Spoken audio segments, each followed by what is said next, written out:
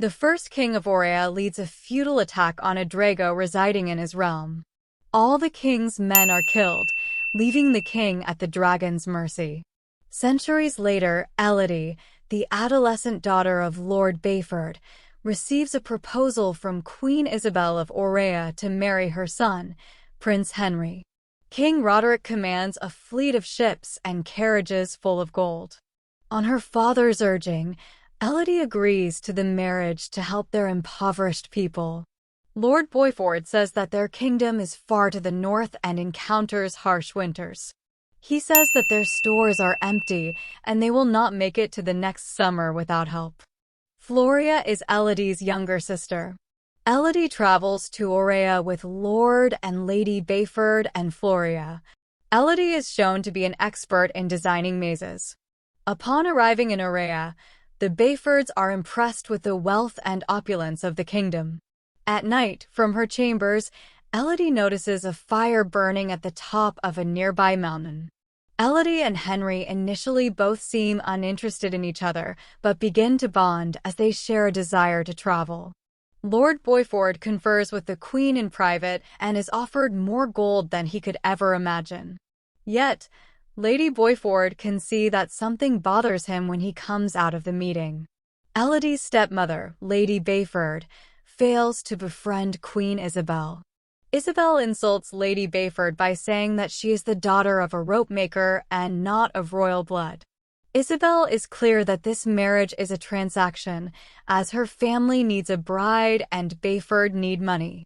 Isabel does not even remember Elodie's name and calls her Eloise. Lady Bayford futilely implores Elodie to end the engagement. After the wedding the next day, Elodie and Henry take part in an ancient ritual in the mountains, supposedly to celebrate their union. Isabel says that when their ancestors first settled on this land, they found the dragon who ravaged their villages. The dragon was the last of its kind, but savage. The king attacked the dragon in its lair and was defeated. Isabel describes the pact between the first king and the dragon, where he had to sacrifice his 3 daughters for peace. The king put the duty to his subjects above than the love of his daughters.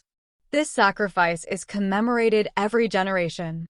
Following a ceremony where their hands are cut and held together, Henry carries Elodie across the narrow path over the dragon's lair, then throws her into the chasm. Recovering from the fall, Elodie realizes that she is the actual sacrifice. Her cries wake the dragon. Elodie finds many other pieces of jewelry that didn't belong to her at the bottom of the chasm, indicating that she is certainly not the first one there.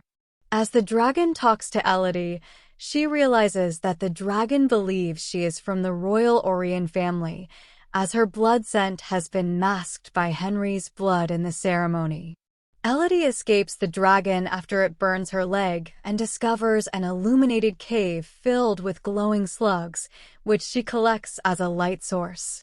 Elodie reaches a chamber with the note, "Safe here she cannot reach," the names of past victims, Beatrice, Victoria, Artemis, Genevieve, Fatima, Carlotta, and many more, and a map carved into the wall. While Elodie is asleep, the slugs heal the burn on her leg. Elodie follows the map, but it leads to a dead end at a high vertical drop on the mountainside. Elodie is distraught that there is no escape from the dragon's lair. She discovers the remains of dead dragon hatchlings, providing the reason for the royal sacrifices. Elodie surmises that 3 dragon hatchlings were killed by the first king, and hence the dragon was provoked into attacking them. The first king begged for mercy and promised to pay any price. The dragon demanded a royal sacrifice of 3 daughters from their bloodline in each generation to maintain the peace. A rescue party led by Lord Bayford arrives. Lord Bayford is confronted by the dragon and admits that he traded the life of his daughter for gold and the prosperity of his people. But he could not live with the guilt. The dragon kills them, but the distraction allows Elodie to escape the mountain. She takes one of the rescue party's horses and hides under a rock as the dragon burns the surrounding area in an unsuccessful pursuit. The conflagration alerts Isabel that Elodie's sacrifice has failed, forcing her to kidnap Elodie's younger sister Floria as a replacement. After Lady Bayford rides out and informs her, Elodie returns to the mountain to rescue Floria, who is left alive as bait. Elodie creates a diversion for the dragon to reach Floria. Telling her sister to hide, she confronts the dragon and tries to convince her that they were deceived by the Oriens. The Oriens claim that the king only attacked the dragon to defend his people, but the dragon says that he came unprovoked. Elodie says that by joining their cut hands at the wedding, the blood of the brides and the Orien royals mingled, making the dragon think of the princesses as Orien royalty.